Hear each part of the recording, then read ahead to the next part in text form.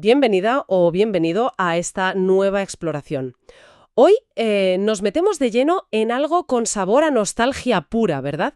Vamos a analizar los recuerdos de alguien sobre un juego que, bueno, parece que le marcó bastante. Sí, Siberia. Un nombre que a algunos les sonará mucho, de una época muy concreta. Exacto. Es que el material nos lleva directos a esa transición tan fascinante, ¿no? Los últimos coletazos de MS2 622 y la llegada de Windows 95. Ahí en medio de ese pequeño caos tecnológico en muchos PCs, pues ahí se hizo hueco Siberia. Es que ese contexto es clave, ¿eh? MS2 todavía, vamos, era el rey para muchos juegos. Windows 95 estaba ahí, sí, pero los desarrolladores a menudo preferían MS2 para exprimir el hardware al máximo, ¿sabes? Para tener ese control directo. Claro, sin las capas de Windows por medio. Eso es, y juegos como Siberia buscaban ser, pues eso, demostraciones técnicas, un salto visual. Y la descripción que nos llega dice que era difícil de clasificar. Una mezcla de, estrategia, arcade y disparos. O sea, shooting, dice específicamente. Suena bastante ambicioso para la época, ¿no? ¿Mucho? Era una época de bastante experimentación, la verdad. Los géneros no estaban tan cerrados como ahora. A veces era pura ambición, intentar meter de todo un poco. Otras, pues quizás una forma de justificar el precio, ¿no? Ofrecer más por tu dinero. Claro. Pero el riesgo estaba ahí, claro. Abarcar mucho y, bueno, que no todo encajara bien. Que la estrategia frenase la acción o que el arcade fuese muy simple. Era complicado, ¿eh? Ya me imagino. Un equilibrio difícil. Pero, oye, según estos recuerdos, parece que la primera parte de Siberia lo consiguió y con nota, además. La descripción es muy gráfica. Fases de eliminar agentes enemigos, que suena a acción pura. Sí, tipo shooter. Eso. Y luego momentos como más pausados, como repostar combustible, casi como un minijuego ahí metido. Ah, mira, qué curioso. Y todo con un objetivo muy de thriller, ¿no? Llegar a esa base secreta, Siberia, cerca de Noruega, suena a misión potente. Esa estructura por fases, con objetivos claros y esa variedad de gameplay podía funcionar muy bien, sí. Pasar de la adrenalina del combate a algo más metódico como repostar y luego otra vez tensión. Si estaba bien hecho, creaba un ritmo muy bueno. Y lo de la base secreta con nombre así enigmático, pues le da ese toque de peli de espías de ciencia ficción, que engancha. Claro. Y hablando de tecnología y de espectacularidad, hay un detalle que me ha llamado muchísimo la atención. Menciona efectos especiales. Atención, copiados del avión norteamericano Spirit. El B-2 Spirit, el bombardero invisible. ¡Ostras! ¿Era normal eso de inspirarse tan directamente en tecnología militar real? Bueno, inspirarse en tecnología avanzada sí era común, pero la referencia tan directa al B2, eso sí es más llamativo. Hay que pensar en el momento, principios de los 90. El B2 era, vamos, el símbolo del misterio tecnológico, ¿no? Poder militar casi invisible. Sí, total. ¿Sí? Entonces, meter su estética o efectos relacionados no era solo para parecer moderno. Era conectar el juego con el espíritu de la época, ¿sabes? Con esa fascinación por la tecnología punta, casi secreta. Daba la sensación de estar, bueno, jugando con algo increíblemente avanzado. Uf, qué bueno. Anclar la fantasía en algo real y potente. Exacto. Era una forma de darle peso. Y la cosa no se quedaba ahí, con las referencias potentes, ¿eh? Porque hacia el final del primer juego se recuerdan enfrentamientos con organoides similares a Alien. Menuda escalada. ¡Wow! De espías tecnológicos a bichos biomecánicos. Tal cual. Muy de la ciencia ficción de la época, esa mezcla. La intriga tecnológica con con el horror más biológico. La influencia de Alien en los videojuegos de los 80 y 90 es innegable. Era un referente visual y de atmósfera tremendo. Claro. Pero aquí viene el matiz, el detalle que se quedó grabado a fuego. Estos organoides no tenían sangre ácida. Anda. Menos mal, dice. Un detalle crucial que recuerda perfectamente. Sí. Es importante ese pequeño cambio. Muchísimo. Es un ejemplo perfecto de cómo funciona eso de la intertextualidad en los juegos.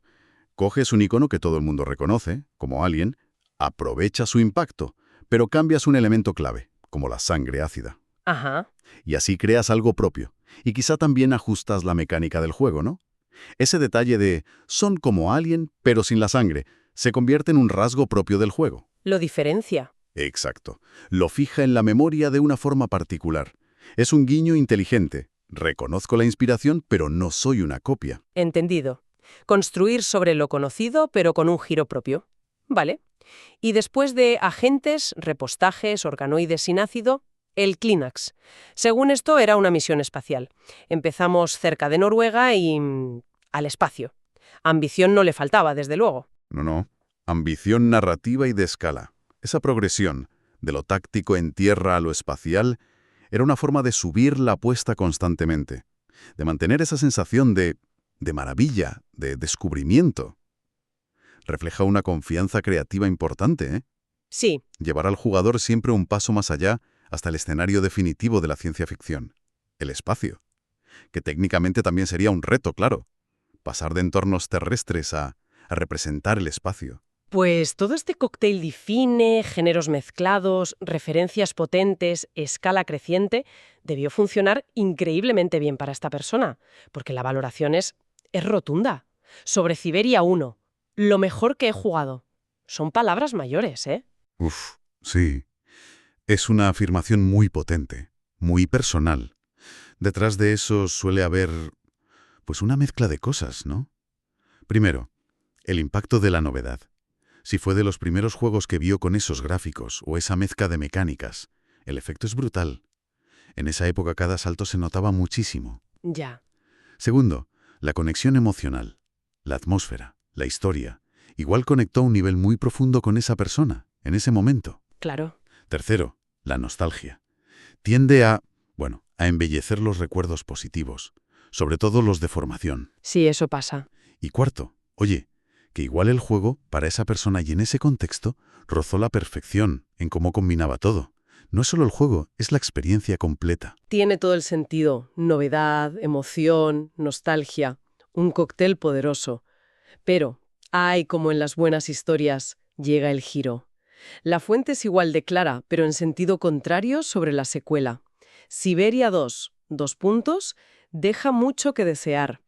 Vaya contraste. El temido síndrome de la secuela. Es que es un clásico. Las expectativas después de un éxito son altísimas, a veces inalcanzables, y los desarrolladores se ven en un dilema. Repito la fórmula y me acusan de poco original. O innovo y me arriesgo a que los fans del primero no lo reconozcan. Es una cuerda floja. Complicado, sí. Y parece que en Siberia 2 algo falló estrepitosamente para esta persona. Menciona detalles concretos, además. La resurrección del protagonista, Zack. Que bueno, a veces puede oler un poco a recurso fácil, ¿no? En las sagas. Sí, puede sentirse así. Y una escena de acción en coche con disparos, pero la sensación general fue tan mala que lo dejó. No quise seguir jugando. Es una ruptura total. Esos detalles que menciona, la resurrección, la escena del coche, pueden ser síntomas de cambios más profundos. La resurrección puede indicar un giro hacia algo menos creíble o más enfocado a la acción sin más. Claro. Y la escena del coche, si no estaba en el original o se sentía forzada, pues puede señalar un cambio en la jugabilidad, en el tono. A veces, lo que falla en una secuela no es que sea mala objetivamente, ¿sabes? Sino que traiciona la sensación, la esencia que hizo especial al primero para ti. Ya veo. Y esa desconexión, pues puede ser suficiente para decir hasta aquí, como en este caso. La sensación de esto ya no es lo que a mí me gustó. Es fascinante cómo puede cambiar tanto la percepción entre dos juegos de la misma saga. Totalmente. Y este testimonio es un ejemplo perfecto de eso. Ilustra cómo la relación de un jugador con una franquicia no es algo fijo. Evoluciona, le afectan las decisiones de diseño, los cambios en la historia, e incluso cómo cambia el propio jugador, sus expectativas. Lo que para unos es una mejora, para otros es perder la identidad del original. Bueno, pues hagamos un poco de balance de lo que hemos sacado de estas notas tan personales, ¿no? Por un lado, Siberia, el original, queda como un hito personal para quien lo jugó. Un título recordado con un cariño enorme, casi reverencia, de esa era MS2, Windows 95. Se valora esa mezcla audaz de géneros, las referencias visuales tan potentes, el B2, los ecos de Alien, la progresión hasta el espacio y, sobre todo, el impacto emocional. Esa frase, lo mejor que he jugado. Exacto. Representa ese momento mágico que algunos juegos consiguen, ¿no? Esa combinación de tecnología, jugabilidad, atmósfera, que crea una experiencia definitoria para alguien en un momento dado. Y por otro lado, Siberia 2, que simboliza, bueno, al menos desde esta perspectiva, la decepción de la secuela. La sensación de que los cambios, la resurrección, quizás otro enfoque en la acción, pues rompieron la magia, diluyeron la esencia y llevaron a esa desconexión total. Un recordatorio de lo difícil que es, bueno, repetir un éxito, sobre todo cuando el original ha dejado el listón tan alto a nivel personal. Precisamente. Es que estas notas reflejan muy bien el poder de los videojuegos como artefactos culturales, ¿no? Capaces de generar recuerdos supervívidos y opiniones muy fuertes décadas después. La tecnología de Siberia, su historia, su jugabilidad, todo se juntó para crear algo muy significativo para esta persona. Sí, Nos habla de lo frágil que es esa conexión entre creadores y público cuando una saga evoluciona. totalmente. Y esto nos lleva a una reflexión final, yo creo, interesante, que va más allá de Siberia.